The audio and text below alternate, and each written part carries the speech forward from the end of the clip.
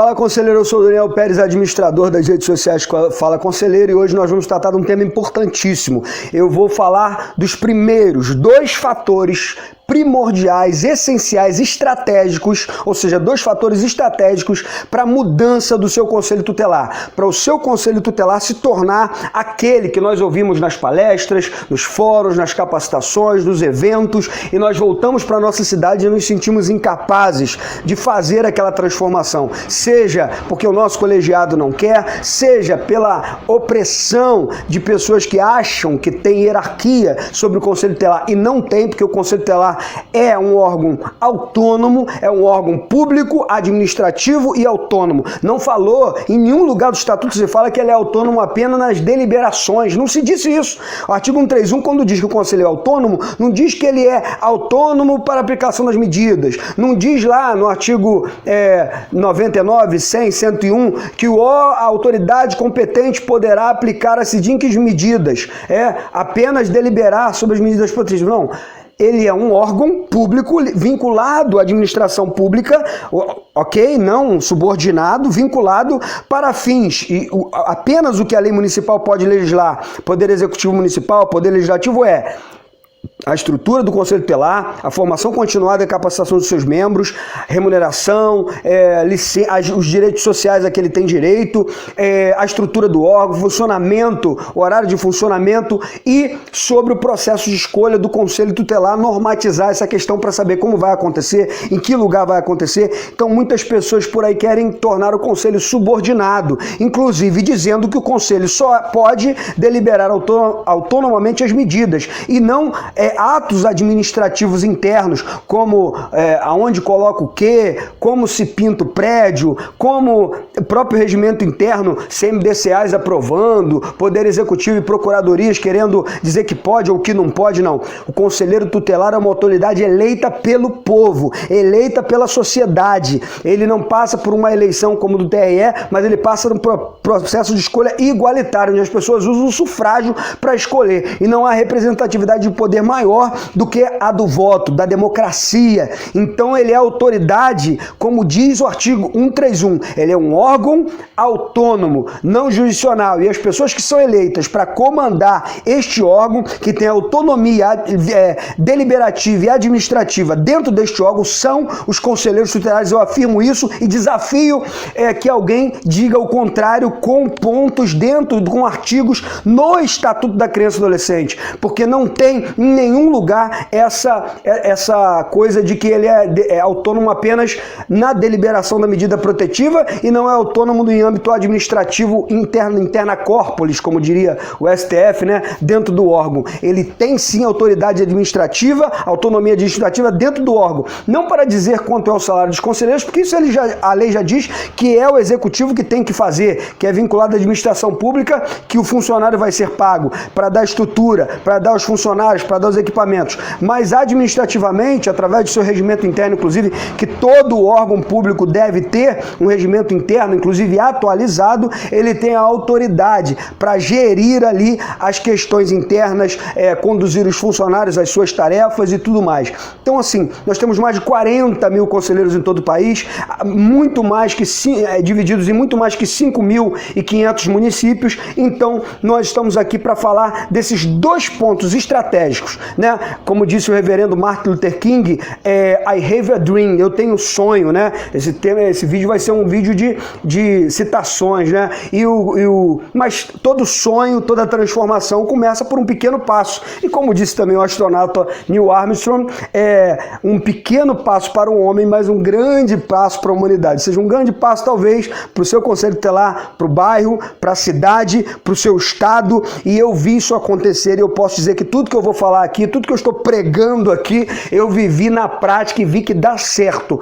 Luta por luta, no tempo devido as coisas vão acontecer.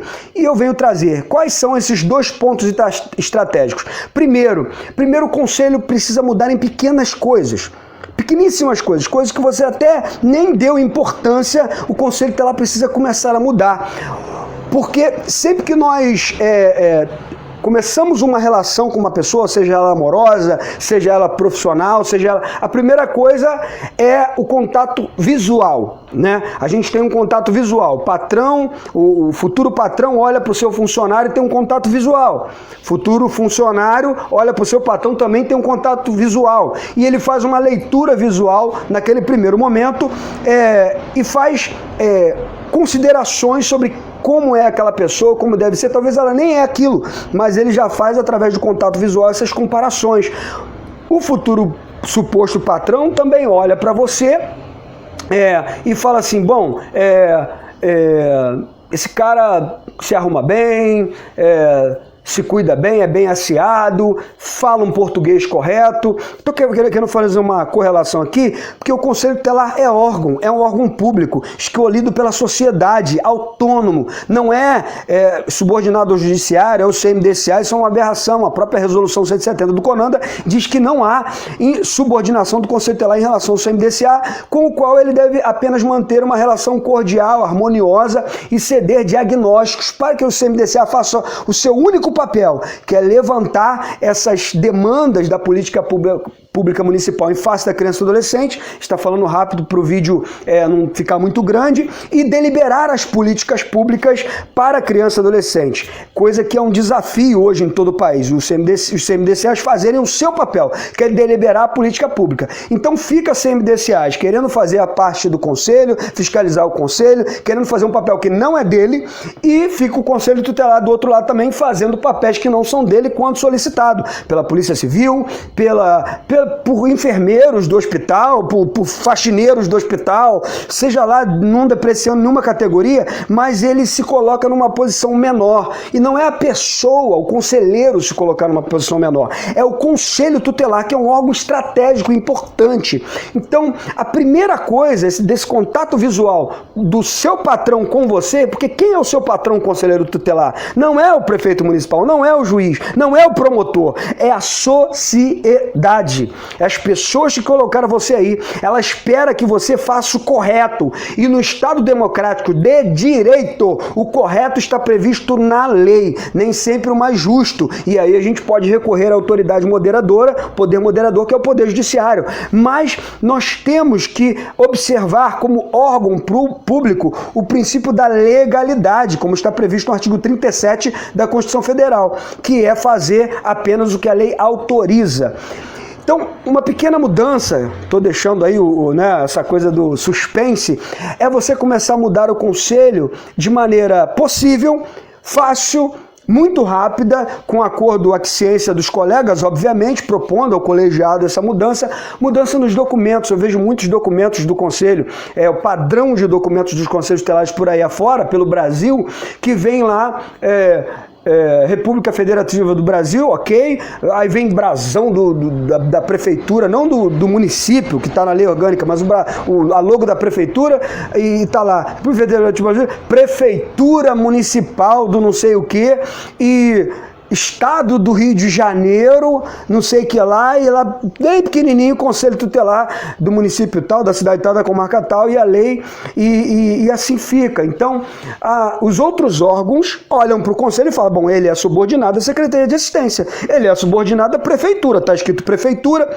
Então, assim, uma dica, e foi o que eu fiz quando eu entrei no Conselho Tutelar, no primeiro mês do primeiro mandato, em 2012, na minha cidade, foi mudar os mais de 2.500 cabeçalhos de documentos existentes, porque a gente sempre pega uma cópia do documento anterior, mudar os cabeçalhos. Colocar o brasão, sim, mas o brasão do município. Colocar o brasão, sim, mas o brasão do Conselho Tutelar. Se o Conselho não tem, elaborem um aí em colegiado, coloquem no regimento interno de vocês o brasão, como é que ele é, quais os dizeres tem ali, porque você pode colocar Conselho Tutelar, a cidade, o município e o Estado, né? O UF ali, o F, né? A unidade federativa. Mas colocar logos de prefeitura, que às vezes até tem o brasão, não. Colocar prefeitura municipal, não. Vocês não são subordinados à prefeitura. Vocês são um órgão da municipalidade, mas é um órgão autônomo, vinculado a esse poder. Mas quando as pessoas pegam esse documento e vê, pô, esse é só mais um equipamento de serviço da prefeitura, tá escrito prefeitura aqui.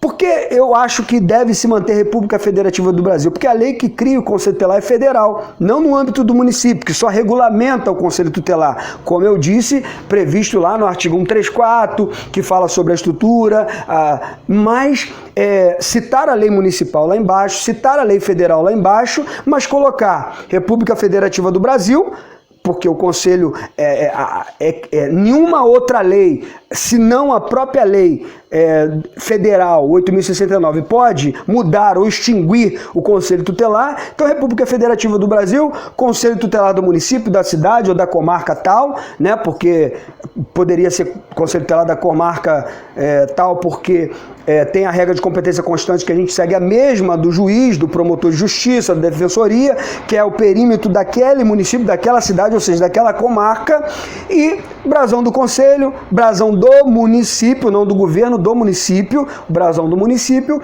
e citando ali a lei municipal que regulamenta o horário e funcionamento do conselho, estruturação, e a lei federal 8.069. Então isso é uma dica, mudar o layout, os cabeçalhos desse documento, que vai para todo lugar, que vai para as escolas, que vai para o Poder Judiciário, para o Ministério Público, Poder Executivo, Poder Legislativo, Poder Judiciário, isso já começa minimamente as pessoas olharem, como eu estava fazendo aquela metáfora de como o patrão olha para você, de como você olha para o patrão, como que ele funciona, quem é esse órgão, né? Porque as pessoas vão ao Conselho Tutelar para requisitar que o direito das suas crianças e adolescentes, ou as próprias crianças e adolescentes vão lá para que seus direitos sejam zelados por aquele órgão, não cumpridos, mas para que aquele órgão zele pelo cumprimento desses direitos. Então, se a pessoa chega lá e vê um documento que é prefeitura, ele não vai sentir confiança, porque o maior violador de direitos de crianças e adolescentes é o Estado na pessoa do município, da ente federativa. Isso é provado, isso é dados estatísticos. O maior violador é o Estado. Direito à educação, à saúde, os direitos fundamentais ao lazer, direito à convivência familiar e comunitária, aí já é mais a família, mas o Estado também faz isso através das suas instituições de acolhimento e tudo mais, com leis, aberrações de leis que proíbem visita dos pais e outras coisas que a gente não vai tratar nesse vídeo. E aí esse é o primeiro ponto estratégico que nós fizemos e deu certo, né? E factível, uma coisa de pronta facilidade de se fazer, com a aprovação de pelo menos mais 3 membros do Conselho Tutelar. E a outra coisa que a gente fez foi tornar o prédio onde o Conselho Tutelar foi cedido para ele, que o layout, a pintura, a cor, tem a ver com o Conselho Tutelar, com o seu brasão, com as cores do seu brasão, e não um órgão que é pintado igual aos outros órgãos da administração pública local. Porque as pessoas não vão se sentir defendidas assim.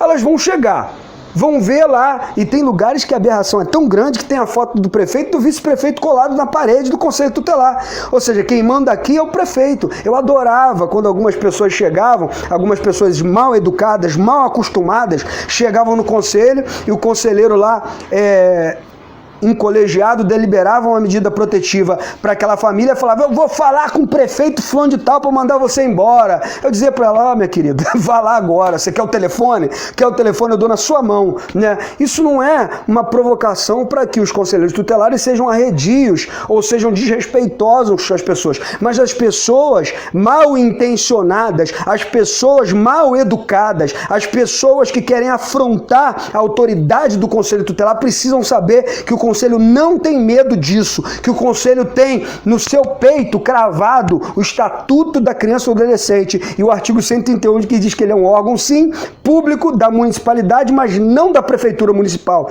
e sim escolhido pela sociedade, com a sua autonomia deliberativa e administrativa. Isso eu prego, e ninguém até hoje conseguiu me provar o contrário, nem os meus maiores colegas palestrantes aí. A gente tem debates no WhatsApp, que a gente faz conversas, não tem um artigo no Estatuto que desfaça esse entendimento da deliberação das medidas protetivas interna corporis, como funciona o Conselho Tutelar ali dentro, no sentido do funcionamento prático, da coisa prática, que é o regimento interno que vai produzir essas questões. Então, nós também mudamos, o segundo ponto é mudar esse layout, como que é a pintura do Conselho Tutelar? É da mesma cor dos demais equipamentos, né? Então a gente pedia lá a pintura, os conselheiros deliberavam pela pintura, e aí chegava lá e começavam a pintar com as cores que queriam, com as cores que eles entendiam que era dos demais equipamentos. A gente não, não vai ser assim. As cores do conselho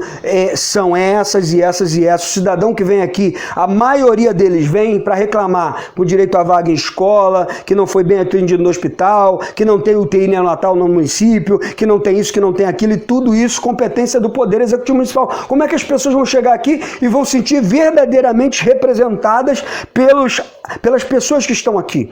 Então, independente de você ter tido a ajuda de algum vereador para estar no Conselho Tutelar hoje, a partir do momento que você senta na cadeira, você está subordinado apenas ao seu colegiado e à sociedade. Então, você deve satisfações a eles. Então, você tem que, razoavelmente, princípio da razoabilidade, você tem que cumprir os seus deveres e tem que também mostrar para o seu patrão, que é a sociedade, que você não tem rabo preso com ninguém, desculpa a terminologia chula, você como junto com os seus demais companheiros, são autônomos para aplicar as medidas que entenderem necessárias para zelar pelo cumprimento de crianças e adolescentes. Então, a pessoa vai chegar no conselho e vai ver as cores do conselho tutelar. Se forem as cores do município, ok, porque tá certo, o conselho é um órgão municipal.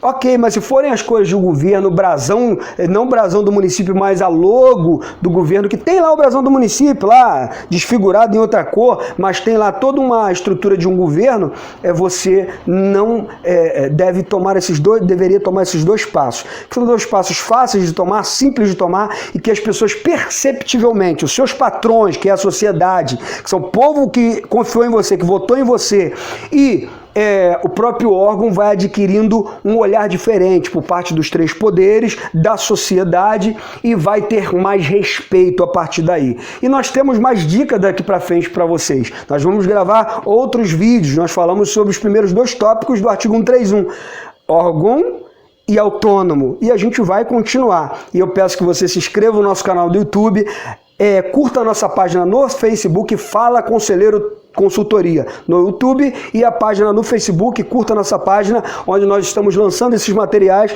e você vai continuar acompanhando a série de vídeos. Valeu, gente, obrigado!